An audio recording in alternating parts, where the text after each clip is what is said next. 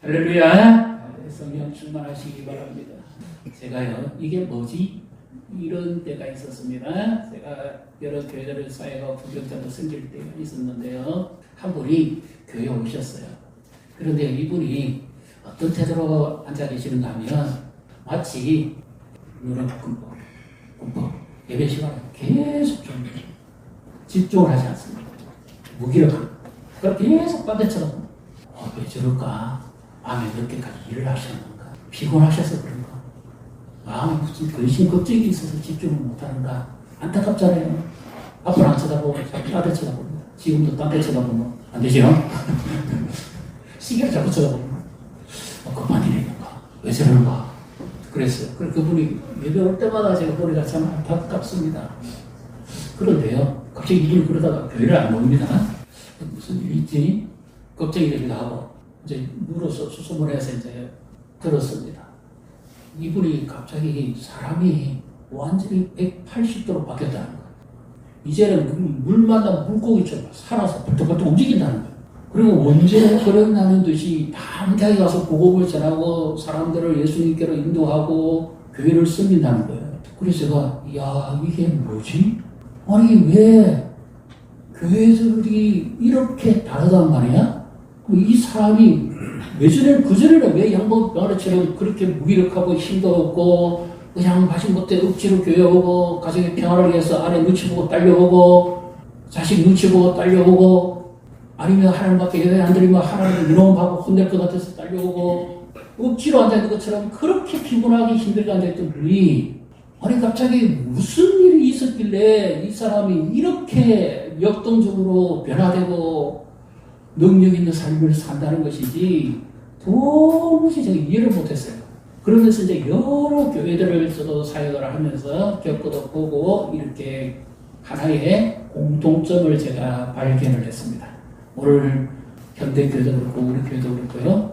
두 종류의 그리스도인으로 나눌 수 있습니다. 한 사람은 말씀을 듣고 은혜를 받고 역동적으로 움직이는 반면에 여전히 한 사람은 비동적으로 움직입니다. 다 아는 것 그리고 뭐 예배 드리다 가고 그냥 뭐 하나님 좀 잘 봐주십시오.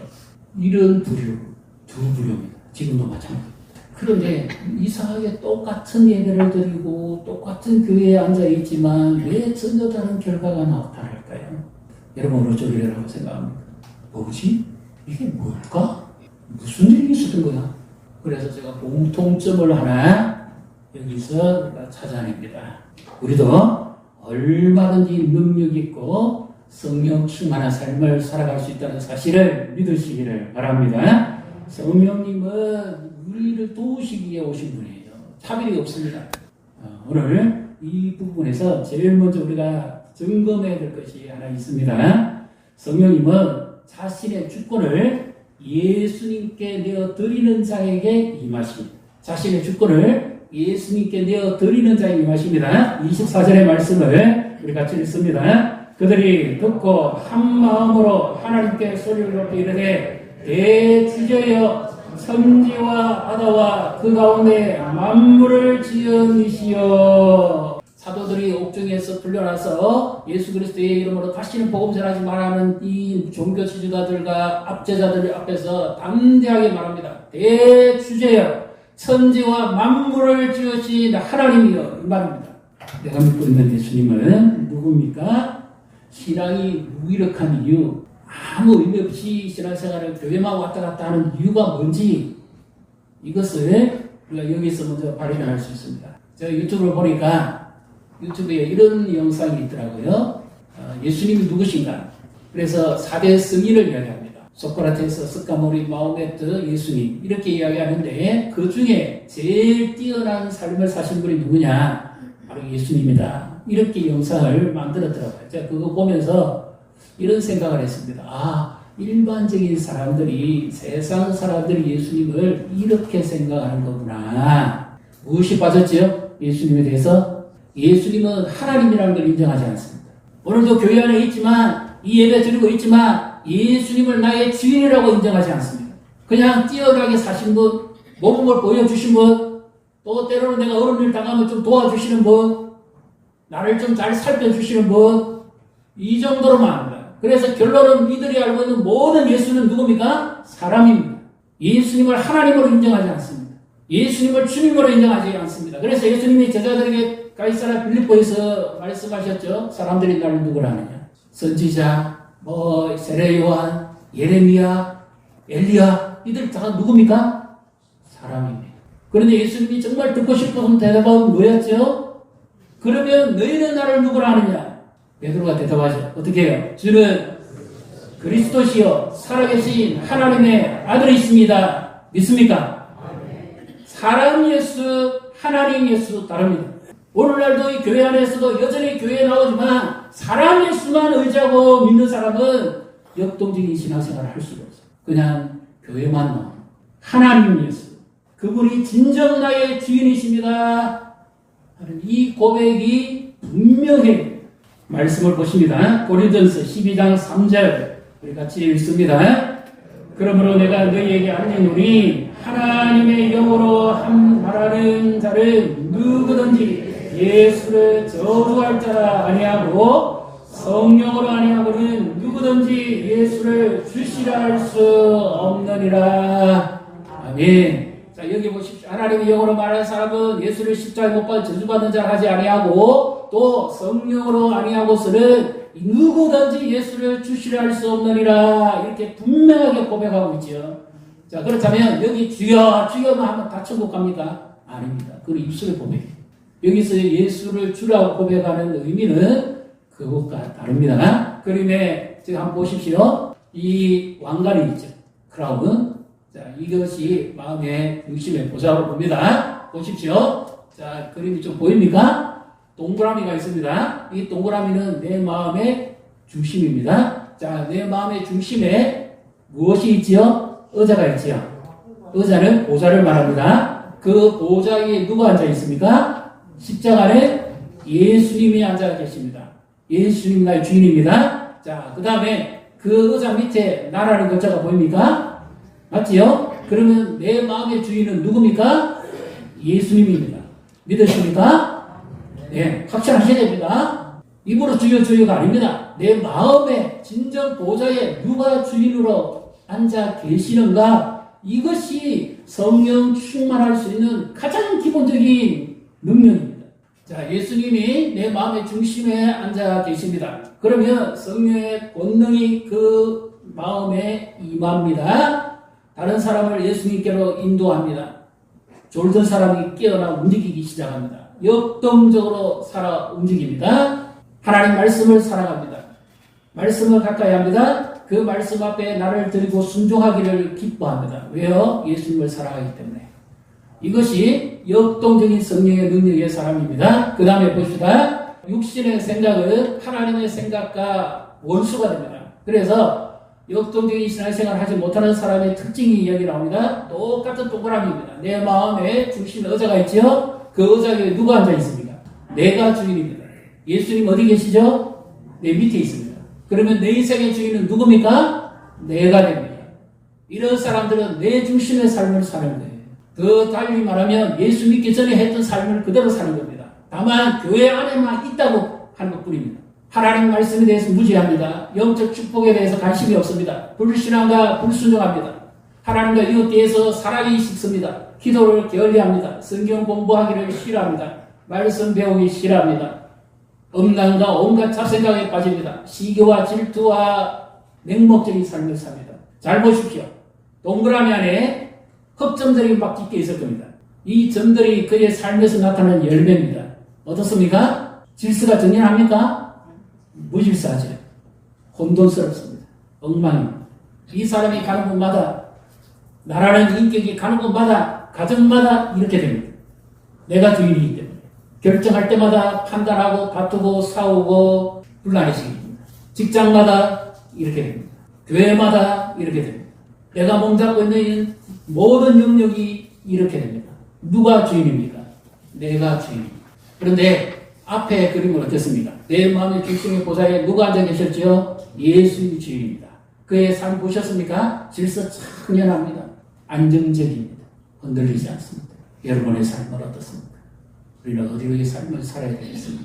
내 마음의 중심의 보좌에 예수님이 주인으로 계실 때 그때 내가 성령 충만한 삶을 살 수 있다는 사실을 믿으시기를 바랍니다. 그러면 성령은 어떤 목회자나 선교사나 교회 봉사 많이 하는 사람에게 주는 특별한 보너스냐? 아닙니다. 방금 제가 말씀드렸죠. 보좌에 누가 앉아 있으면요, 예수님이 앉아 계시면 성령은 능력으로 임한다 했고 말씀드렸습니다. 분명히 성령 충만은 믿음으로 간구하면 됩니다. 특별한 무엇을 해서 받는 게 아닙니다. 내 노력을 봉사를 해서 받는 게 아닙니다. 또 우리로 하여금 믿음으로 말미암아 성령의 약속을 받게 하려 함이니라. 갈라디아서 3장 14절입니다. 이 믿음의 근거가 뭐죠? 예수님이 내 중심에 계시고 나의 주인이 되시고 그리고 그의 말씀대로 믿는 겁니다. 이것이 믿음의 근거입니다. 그래서 하나님의 명령에 성령 충만을 받으라고 명령하셨기 때문에 그 말씀의 근거에서 내가 믿으면 믿음의 역사가 어디서 나타납니까? 마음에서 나타납니다. 왜 그럴까요? 예수님이 내 마음의 중심에 계시기 때문에 믿으시기를 바랍니다. 하나님이 말씀을 내 마음에 믿도록 역사해 주시는데 그분이 누구냐? 성령이라 그 말씀입니다. 그래서 술 취하지 말라 이를 박탈하는 것이 오직 성령의 충만을 받으라는 말은 내 마음의 중심에 보좌에 예수님이 계셔서 나를 다스리게 하라는 말입니다. 그래서 약속의 말씀대로 믿고 기도하라는 말씀. 하나님의 약속대로 그의 뜻대로 기도하면 하나님이 들어주신다고 하셨기 때문에 그를 향하여 우리의 가진 바 담대한 것이 이것이 그의 뜻대로 무엇이든지 구하면 들으십니다. 우리가 무엇이든지 구하는 바를 들으시는 줄을 안즉 우리가 그에게 구한 그것을 얻을 줄을 또한 아느니라. 성령 충만함의 약속입니다.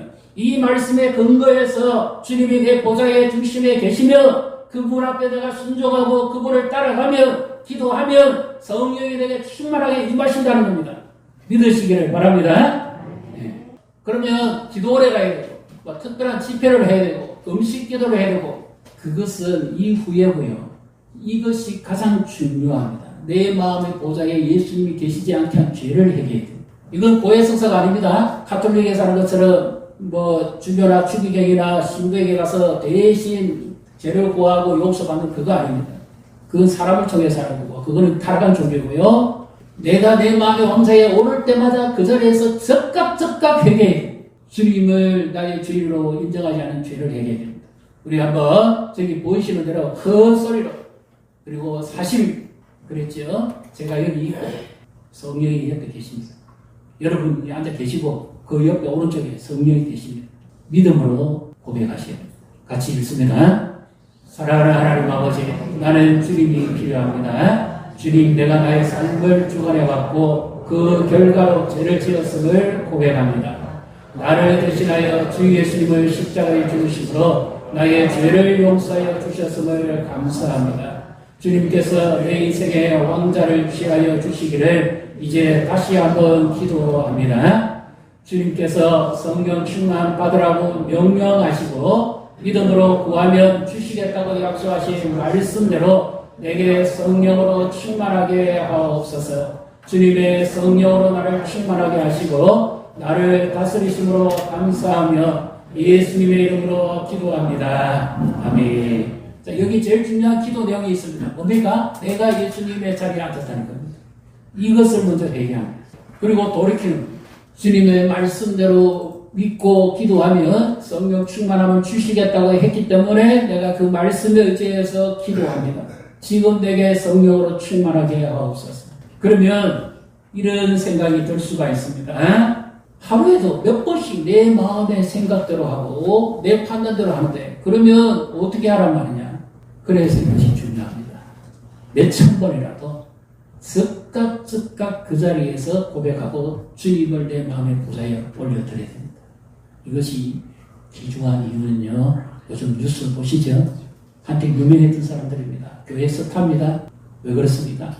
우리는 다 실수할 수 있고 부족할 수 있습니다. 그런데 뭘 안 했지요? 회개하지 않았어요. 회개라는 건 단순히 감정적인 눈물만이 아닙니다. 내 마음의 중심에 예수님을 올려드리지 않았기 때문에 그 자리에서 즉각 돌이키지 않았어요. 하나님이 기회를 주시는데 회개하고 돌이키고 마음의 중심에 보좌에 예수님이 앉아 계셨으면 그런 부끄러움과 수치를 안 당했을 겁니다. 그 능력 있는 삶을 살았을 거예요. 그런데 하나님이 주시는 기회를 놓치는 거예요. 자꾸 미루는 거예요. 회개하지 않는 거예요. 의도적으로 거부하는 겁니다. 죄가 왕도로 타는 겁니다. 내 마음의 중심에 제가 와서 지배하고 다스립니다. 우리는 누구나 연약합니다. 넘어질 수 있고 실수할 수 있습니다. 그러나 그때마다 즉각 교회 와서 주 예배 드릴 때 한 번 회개할 것이 아닙니다. 여러분 예배 드릴 때 제3의 은총, 사제의 은총 고백하는 거 형식적으로 하는 거 아닙니다. 이 옆에 계신 주님이 다 들으십니다. 그분은 인격이에요. 살아있는 분이에요. 그분은 헛수하면 대하면 안 돼요. 진짜 해결했는지 안 했는지 그분이 다 아십니다. 내 마음의 중심에 복사해 내가 앉을 때마다 즉각 회개하고 고백하고 돌이켜서 하나님이 기뻐하는 삶을 살아갈 때 능력 있고 역동적인 신앙을 갖춰갈 줄 믿으시기를 주님의 이름으로 축복합니다. 이 사도들이 보십시오. 대주제요.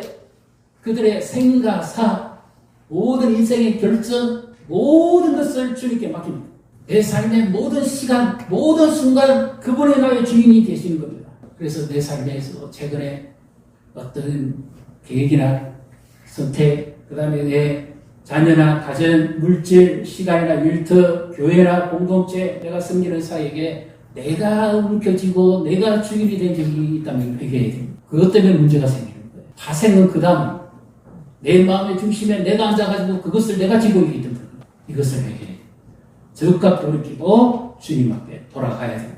성령님은 말씀을 깨닫게 하고 내 삶을 진리의 가운데로 인도하시는 분입니다. 25절, 28절의 말씀이 그런데요. 신앙이 무기력하게 되는 이유는 하나님의 말씀을 가슴으로 받지 아니하고 머리로만 이해하려고 합니다. 그래서 눈만큼 뻑뻑하고 작단데 쳐다보고 집중을 못하는 거예요. 왜? AI가 가르치는 정보 듣듯이 말씀을 머리로만 대합니다.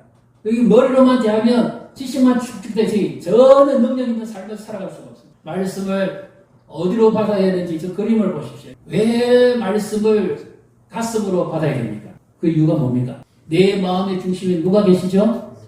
예수님이 주인이 계시기 때문에 그분이 계시는 그곳에 성령이 내게 말씀을 깨닫게 합니다. 믿으시기를 바랍니다. 말씀이 지식이 아닙니다. 요한복음 1장 1절에 보십시오. 태초에 말씀이 계시니라. 이 말씀이 하나님과 함께 계셨고 이 말씀이 곧 하나님이시라 그랬죠. 그러면 이 말씀이신 하나님이 어디에 있습니까? 내 머리에 있습니까? 내 마음에 있어야 되는 거예요. 그래서 말씀을 받되 그분이 계신 여기에 말씀이 쌓여야 되는 겁니다. 머리로만 있다가 여기까지 오는데 어떤 사람은 30년이 걸리고 50년이 걸리고 70년이 걸리고 마지막 죽기 전에 걸립니다. 왜 그렇습니까? 인간의 죄성이 완악하기 때문에 말씀을 안 받아들여요. 이런 사람은 신앙이 능력 있게 살아갈 수가 없습니다. 성령이 오셔서 하시는 일은 요한복음 14장 26절 우리 같이 읽습니다. 보혜사하고 아버지께서 내 이름으로 보내신 성령 그가 너희에게 모든 것을 가르치고 내가 너희에게 말한 모든 것을 생각나게 하리라. 아멘. 여기 모든 것을 가르치고 깨닫게 하고 생각나게 한다니 머리에서 생각나게 한다는 말이 아닙니다. 마음에서 믿어지고 이 믿음으로 나를 순종하게 하고 이끌어가는 것을 경험하게 한다는 말씀입니다. 성령님이 원저자입니다. 그래서 우리가 성경 읽을 때 반드시 해야 될 게 뭡니까? 기도하는 겁니다. 왜 그렇습니까? 영의 말씀이기 때문에. 이론이 아니고 지식책이 아닙니다. 하나님의 말씀이기 때문입니다. 말씀이신 하나님이 말씀하시기 때문에. 그래서 그분이 내 마음에 말씀을 주시는 거예요. 성경 읽으실 때요. 저도 경험하는데 눈으로 읽으면 졸립니다. 완전 양면은 닭봉하게 돼요. 그냥 끄뻑끄뻑합니다. 왜 말씀을 소리내서 읽게 되죠? 말씀을 내 입으로 소리내서 읽으면 이 말씀이 내 귀에 들리는 게 아니라 내 가슴에 들릴 때 믿으시기를 바랍니다. 말씀이 내 마음에 울리기 때문에요. 그래서 이 말씀이 계속 내 마음 안에 차 있습니다. 성령 충만을 골로새에서는 말씀이 충만하게 거하여 이렇게 되어 있습니다. 성경 읽지 않으시면 성경 말씀부터 먼저 소리내서 읽으십니다. 하나님 말씀 앞에서 내가 말씀을 너무 피상적으로 되어 있음을 회개합니다. 말씀이신 하나님을 내가 너무 가볍게 되어 있음을 용서해 주십시오 하고 오늘부터 당장 말씀이신 하나님을 가까이 하십시오. 그 말씀이 내 입에서 계속 나오게 하십시오. 내 심령이 성령으로 충만하게 될 거예요. 요한복음 16장 13절에 우리 같이 읽습니다. 참고 구절입니다. 그러나 진리의 성령이 오시면 그가 너를 모든 진리 가운데로 인도하시리니 그가 스스로 말하지 않고 오직 들은 것을 말하며 장래일을 너희에게 알리시리라. 아멘. 성령이 오셔서 하시는 이런 말씀을 깨닫고 믿어지게 하고 그 말씀에 순종하려 합니다. 더 나아가서 성령은 진리 가운데로 인도합니다. 내가 선택할 때 어려움을 당하고 혼돈을 경험하는 이유는 뭐죠? 내가 주인이기 때문에. 예수님이 주인이 되면 진리 가운데로 인도합니다. 그리고 나는 알지 못하지만 하나님의 뜻을 나는 알지 못하지만 장래 일을 하나님의 계획을 말씀을 통해서 깨닫게 하고 기도할 때 성령이 내 안에서 일하심으로 하나님의 뜻을 깨달아 알게 합니다. 그래서 기도합니다. 이 말씀은요 25절부터 28절에 보게 되면 이들이 풀려나서 복음을 전하기를 금하라고 위협을 받습니다. 그랬더니 말씀이 깨달아집니다. 어떤 말씀이 깨달아진가 하면 시편 2편에 세상의 모든 군왕들이 일어나서 하나님을 대적한다는 말씀이 깨달아집니다. 그래서 사도행전에 성령이 임하실 때에 반드시 일어나는 결과가 하나 있습니다. 말씀이 깨달아집니다. 구약시대의 말씀입니다. 벌써 다윗 같으면 예수님 시대보다 1000년이나 앞선 시대입니다. 그때 당시 AI가 있었을까요? 없었습니다. 성령이 1000년 전에 예언으로 주셨던 말씀이 깨달아지게 하시는 겁니다. 이것이 성령이 하시는 일이에요. 그래서 결론이 뭐냐면 시편 2편에 내가 나의 사랑하는 자를 불러내었다. 그래서 이 세상이 아무리 하나님에 대해서 대적하고 일어서고 반항을 해도 하나님께서 그 사랑하는 자를 보호하고 지키기 때문에 세상의 대적이 헛수고다. 그 말씀을 깨달아 알게 했다 그 말입니다. 그래서 우리에게 있는 세상적인 어려움과 환난과 고통이 있더라도 주의 말씀을 믿고 주님이 내 주인이시고 그분을 따라가면 그분이 우리의 삶을 능력있게 하고 모든 어려움과 역경 가운데 승리하게 하실 줄 믿으시기를 바랍니다. 자, 고린도전서 2장 10절입니다. 참고 보전에 우리 같이 읽습니다. 오직 하나님이 성령으로 이것을 우리에게 보이셨으니 성령은 모든 것 곧 하나님의 기쁜 것까지도 통달하시느니라. 아멘. 하나님의 생각을 우리가 어떻게 알겠어요? 남편의 생각을 아내가 잘 알겠지. 아내의 생각은 남편이 잘 모르고. 그래서 다투잖아요. 부모 생각은 자녀가 잘 모르고. 하나님의 생각을 우리가 어떻게 합니까? 하나님의 영이 아니고서는 하나님의 기쁜 것을 깨달아 알 수가 없어요. 그래서 우리가 말씀을 깨달아야 되고 기도해야 됩니다. 성령이 내 안에서 하나님의 생각을 깨달아 알게 해주시는 겁니다. 그러므로 형제들아 너희는 모두 하나님의 자비하심으로 구원을 받은 자답게 마음을 돌이키고 생각의 변화를 받아 하나님이 기뻐하시고 선하시고 온전하신 뜻이 무엇인지 분별하도록 하는 게 어떻게 가능합니까? 성령이 내 안에 계시기 때문에 내 마음의 생각을 성령께 전적으로 굴복하고 나를 내려놔야 진리 가운데로 인도합니다. 왜 우리가 무익한 삶을 살게 됩니까? 이 무익함을 깨고 능력 있는 삶을 살아갈 수 있는 방법이 나타납니다. 이제 31절을 우리 같이 읽습니다. 빌기를 다음에 모인 곳이 진동하더니 우리가 다 성령이 충만하여 담대히 하나님의 말씀을 전하리라. 아멘. 우리가 다 성령의 충만함을 받으니까 반드시 나타나는 결과가 하나님의 말씀을 담대하게 전하라. 그리스도가 주되심을 증언하는 거죠. 오늘날 교회가 처음 복음과 성령의 능력을 상실해 버린 이유는 영적으로 메마르고 무익한 이유는 바로 이것 때문입니다. 성령의 능력을 잃어버렸어요. 그래서 성령이 임하시면 위로부터 능력 있게 우리를 사로잡습니다. 내 마음의 중심의 보좌에 예수님이 계시게 하고 그분을 믿고 의지하고 따라가게 하고 자발적으로 순종하게 합니다. 거기에서부터 나오는 게 헌신이고 충성입니다. 로이드 존스 목사님은 이런 말을 했습니다. 성령의 역사는 인간의 무기력을 깨뜨리는 하나님의 주권적인 계획입니다. 양먹은 병아리처럼 끔뻑끔뻑하고 전혀 집중도 못하고 딴 생각만 하고 있던 사람이 갑자기 변화되어지는 이유는 성령이 그의 마음에 예수님이 주인으로 계신 자에게 임해서 말씀이 깨달아지고 믿어지게 함과 동시에 그의 삶을 변화시켜버리는 거예요. 이것이 성령의 능력입니다.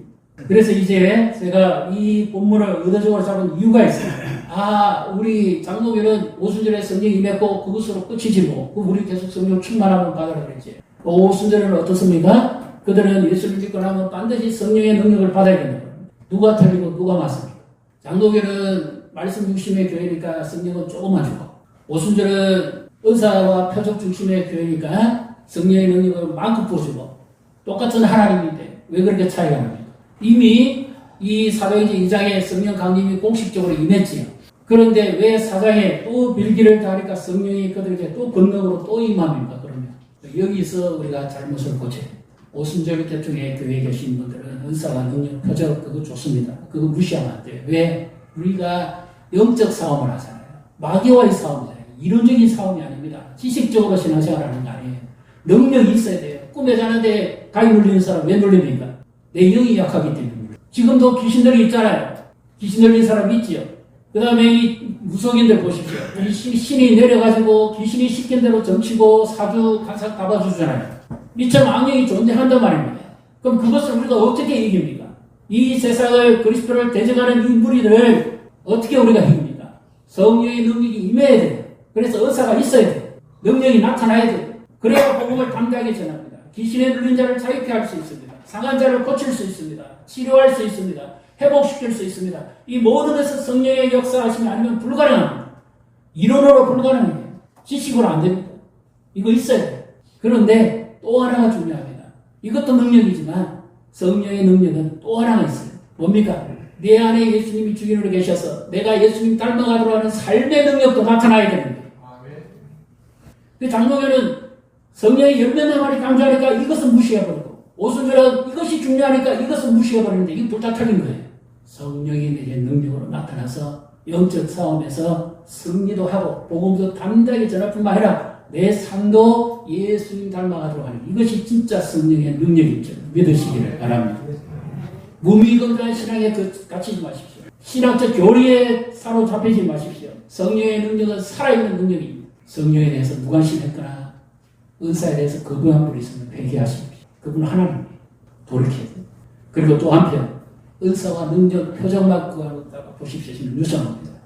삶이 변화 안 됐어요. 삶이 예수님 닮아가지 못했던 것도 회개해야 돼요. 사도행전 1장 8절을 같이 읽습니다. 오직 성령이 너희에게 임하시면 너희가 권능을 받고 예루살렘과 온 유대와 사마리아와 땅끝까지 이르러 내 증인이 되리라 하십니다. 아멘. 자, 여기 말씀을 잘 보십시오. 장로교 신자들, 오순절 같은 오신 분들, 교회는 지금은 연합으로 같이 갑니다. 자, 여기 성령의 권능인데 이 권능은 말씀의 권능만 임하는 겁니다. 장로교에서 강조하는 오직 말씀 중심, 말씀대로 말씀의 권능만 말합니까? 아니면 오순절 순복음이나 성결교나 감리교나 이런 계통에서 말하는 은사와 표적 그 권능만 말합니까? 어느 권능입니까? 둘 다입니다. 동시에 임했어요. 그래서 그들은 박차고 나갑니다. 담대하게 나가서 예수 그리스도가 복음을 전하는 증인의 삶을 삽니다. 은사가 없을 것 같아요. 사모하시고 구하셔야 돼요. 동시에 내 삶도 변화되어야 돼요. 이것이 균형 잡힌 신앙이에요. 역동적인 능력의 신앙이에요. 하나님이 우리에게 이 능력 주시기를 더 기뻐하시고 그리고 예수님 닮아가기를 하나님이 그렇게 원합니다. 그리고 예수님을 전하기를 그렇게 원합니다. 이걸 우리 인간의 힘으로 할 수 없어요. 성령의 능력이 내게 임해야 돼요. 조건이 있습니다. 뭐지요? 믿음으로 맞는데 내 마음의 중심의 보좌에 항상 그분이 예수님의 주인이 돼요. 그리고 말씀하신 대로 내가 죄를 회개하고 돌이키면 성령 부어주시겠다고 약속하셨으니까 그 약속의 말씀을 내가 믿습니다. 그리고 성령의 권능을 사모합니다. 제가 무기력합니다. 연약합니다. 성령의 능력을 부어주십시오. 예수 그리스도의 복음을 담대하게 전하십시오. 내 삶이 변하게 해주십시오. 가정이 살아나게 해주십시오. 교회가 움직이게 해주십시오. 나라가 움직이게 해주십시오. 부흥케 해주십시오. 오늘 목장 모임 하시면서도 이 말씀을 나눠보시고요.